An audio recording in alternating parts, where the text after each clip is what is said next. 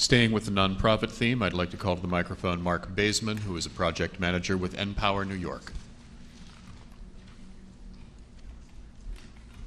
Hi. Thanks very much to the committee and, of course, Councilmember Gail Brewer for spearheading this and making it all happen. Barbara Chang, our executive director, sends her regrets. She wasn't able to attend today, so she's very sorry. I'm here in her stead.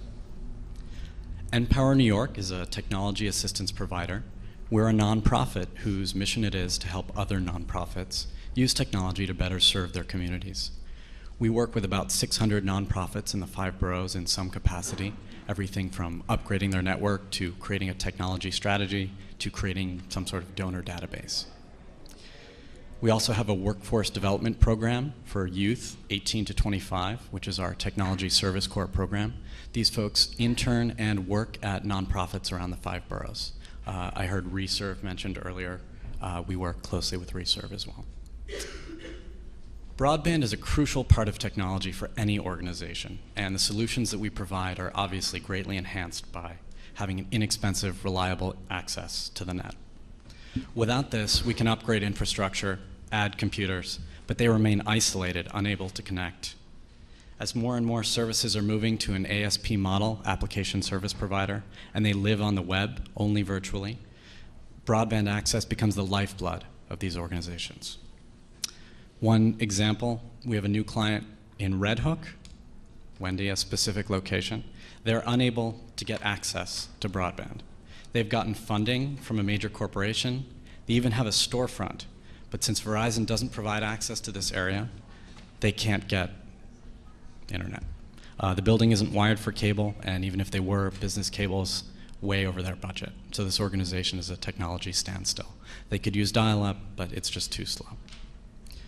So many nonprofits face this same dilemma where we hear from them, Bed-Stuy, another location where people are having trouble getting internet access. We hear from them every day, and NPower New York wants to help, but we need all of your help to get cheap access and reliable access to all of the 5 boroughs. And that's it. Thank you. Sure. Questions for Mr. Baizman? I haven't heard that concern before, that software is moving online instead of being purchased in a box. That makes it hard for companies that don't have broadband access. What particular services does this apply to? What particular software? I think this is very interesting. It's a really good question. It's everything from email outreach, a service, for example, like Constant Contact, where you're able to manage your mailing list. Democracy in Action, this is another one, sort of political, but also being used in the nonprofit sector. Salesforce.com. Another application, very popular. Those are just a few. And that's actually software that your clients are using. That's right. That they're not able to use once they lose their broadband access. That's right. When the server, when the network goes down, essentially work stops. I'm very interested in your comment on the Red Hook situation, because I see around the city people leaving, moving.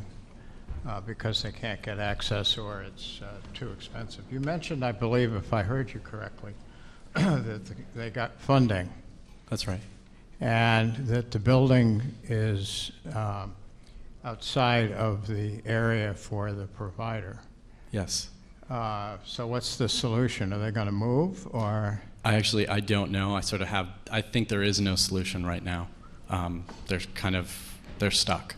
So I don't know what's going to happen with them. Well, it would seem to me the funding source wouldn't want to be stuck. Yeah, I agree. So if you could move down to another area. But I think that's a very interesting point to bring up, because there are so many people who are disadvantaged by lack of access where they're currently operating. So I think, in particular, this client may have the luxury of moving, but that's obviously not an option in a lot of cases. Other questions? Have they considered other alternative technology besides the wireline, some wireless satellite to get, some of these services? I know satellite in particular is cost prohibitive. That's very expensive, as far as and really, that's where wireless is, right? If you don't have access to a wired line, there's no Wi-Fi that you're going to get other than satellite. Do you feel that the city or government should provide incentive for other carriers who, a community base, even like your organization, to come in and provide services where some services are not available at the present time? Absolutely. I mean, I think any solution at this point, whether it's a government private contract, some sort of hybrid model, would be great.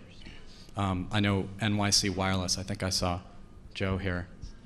I know they're working on establishing sort of wireless hotspots around the city. Mr. Baizman, having been somewhat familiar with what your organization does, and I think you do phenomenal work, I would be curious as to how you envision moving forward in terms of the delivery of the services that you provide, and what would your suggestions be to this committee as it relates to being able to deliver more of that service and to be sort of more impactful, if you will, as you can utilize the technology that you're indicating, or the access rather? Sure. I think our vision as an organization is for us to sort of provide a nonprofit in a box, if you will, where you can call up NPower and we sort of give you all the tools that you need as a nonprofit to succeed. So, donor database, email, infrastructure, so all of your computers, we would also be your help desk. And a lot of these services, really almost all of them, rely on having that, stable, inexpensive broadband access. So, again, I'm not the executive director, so take everything I say somewhat with a grain of salt, but I think as far as the services that we can provide, they all really, the crux of them is having that, that internet access. And I know me personally, I would love to see Wi-Fi blanket this city, because I think that would be, on all 5 boroughs, so that we sort of avoid these last mile problems where you don't have access in these remote areas. I hope that answers your question, John. Wendy? I know that this hearing is about Brooklyn, but you work in other boroughs. And We I'm do. wondering if you've talked to nonprofits that have similar problems as those in Red Hook and Bed-Stuy. The Bronx, Queens, definitely. Any specific neighborhoods? I don't have those specific neighborhoods, unfortunately, but yeah, But definitely you could other provide boroughs. us with those neighborhoods? Yes, absolutely, David. Right. Be appreciative. Thank you. Sure. And also, do you think that your model is replicable vis-a-vis small businesses? Yeah, yeah, I think it is. I know right now, so we're part of a national network, and we're rolling this model out nationally, and yeah, I certainly think it could be. Do you know of any organizations that are doing what you're doing for small businesses that currently exist in the New York area? I don't, but I'd love to hear about them. My email is Marc, M-A-R-C, @npowerny.org. So feel free, everyone here, to email me. Okay. Thank you very much. Thanks.